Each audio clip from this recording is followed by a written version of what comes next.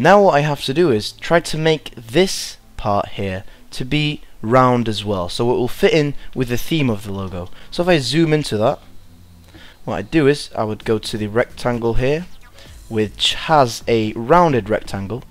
I think I did it on a radius of 20 pixels and looked right, so I'm going to Control Z to start here and make it like this. This looked about fine, so now if I click cursor tool, right click background, zoom out, and it looks absolutely normal. Maybe we'll drag that to the left a bit, right click to shape 1, hold shift, and this should be fine. Press enter, go to background layer, zoom out, and it's starting to look like the actual logo. Now we have to add the Counter-Strike CT model. We'll do that by pressing T, and actually it was a font. The font was called Counter-Strike. You can find this font in your Counter-Strike C-Strike folder, and I think it was the dash here for the man. So press cursor, make him bigger by holding shift, increasing the size. Now I'll try my best to make it look quite similar to the one that I have done, and clearly this is a bit too big. Try to adjust it until it's quite similar. Now that is starting to look a lot similar. To get out of the transform controls, I press enter. Now what I have to do is, there's an extra leg here. Do that by right clicking here, turning this into a rasterized layer, going to the marquee tool and getting just the edge. This is a bit too much, so I'll zoom in, Control D to deselect, make sure I'm aligned right in the middle, and that's fine here.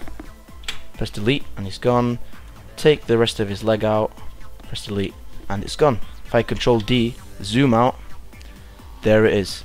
Now what we're missing, zoom in again. All we need now is just the mixes, which comes right under it. Now I used the font called Clone Wars, so I put mixes and I highlighted it, went to Clone Wars. I'm sure you'll find that on the internet as well. As you can see, it's quite narrow.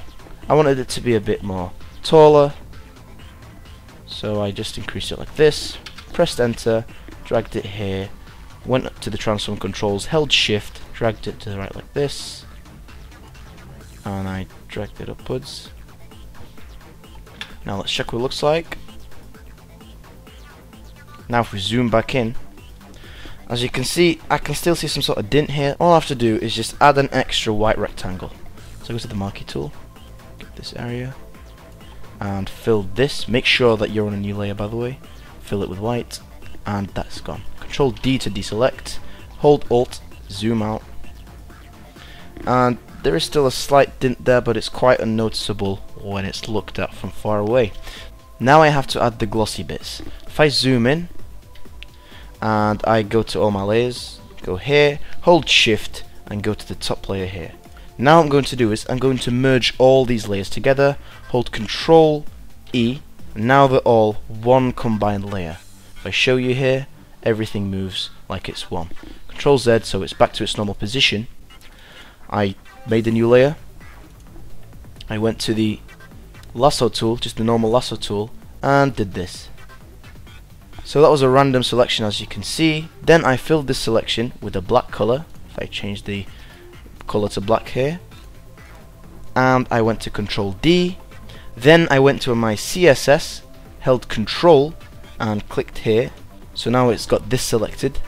Then I clicked on Control Shift I to select the outer parts of the logo and press delete. As you can see, that's gone. Now I press Control D to deselect, and what I do to this is just lower the opacity. As you can see, we're already getting the similar effect. Now what I did is just do the same method to the bottom mixes.